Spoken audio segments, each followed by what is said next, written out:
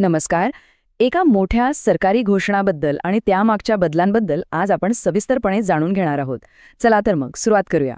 या सगळ्याची सुरुवात कुठल्या समारंभाने नाही, तर थेट लाखो लोकांच्या आयुष्याला स्पर्श करणाऱ्या एका निर्णयाने झाली. तर पहिला मोठा निर्णय होता शेतकऱ्यांसाठी 2,000 रुपयांचा हफ्ता जारी करण्याचा. हो, हे 2,000 रुपये म्हणजे थेट पीएम किसान योजनेचा. यामुळे देशभरातल्या कोट्यावधी शेतकरी कुटुंबांना तात्काळ आर्थिक मदत मिळाली. पण थांबा, ही तर फक्त सुरुवात होती.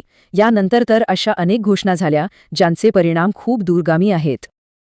आता यातली सगळ्यात इंटरेस्टिंग गोष्ट काय आहे माहितीये?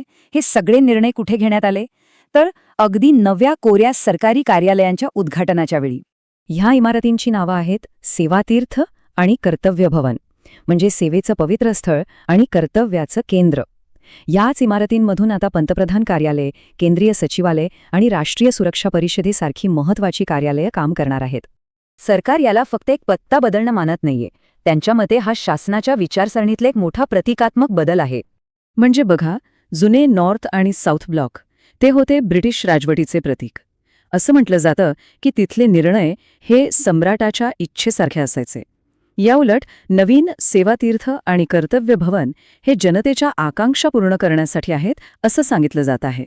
स्वतः पंतप्रधानांनीच म्हटलंय की इथून घेतले जाणारे निर्णय हे कोणत्याही सम्राटाच्या इच्छेचे नसतील, तर ते 140 कोटी नागरिकांच्या आकांक्षा पूर्ण करणारी एक पायाभरणी असतील.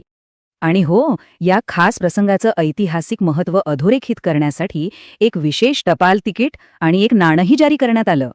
चला, आता जरा खोलात शिरूया आणि बघूया की नक्की कोणते महत्त्वाचे निर्णय घेतले गेले. तर शेतकऱ्यांच्या निधीसोबतच रस्त्यावरच्या विक्रेत्यांसाठी असलेली पीएम स्वनिधी योजना पुढे चालू ठेवण्यात आली. महिला बचत गटांसाठी लखपती विधी कार्यक्रमाला आणखी गती देण्याचा निर्णय झाला आणि नवीन व्यवसायांना चालना देणाऱ्या योजनांनाही मंजुरी मिळाली. तर मग या सगळ्याचा अर्थ काय लावायचा? म्हणजे एकीकडे नवीन इमारतींचं उद्घाटन आणि दुसरीकडे लगेच धोरणात्मक निर्णय, हे एकमेकांशी कसं जोडलेलं आहे? यामागे एक स्पष्ट 3 टप्प्यांची प्रक्रिया दिसते. पहिला टप्पा म्हणजे नागरिक केंद्रित शासनाचं एक नवीन प्रतीक उभं करणं. दुसरा टप्पा त्या प्रतीकाला साजेसे असे वेगवान निर्णय घेणं.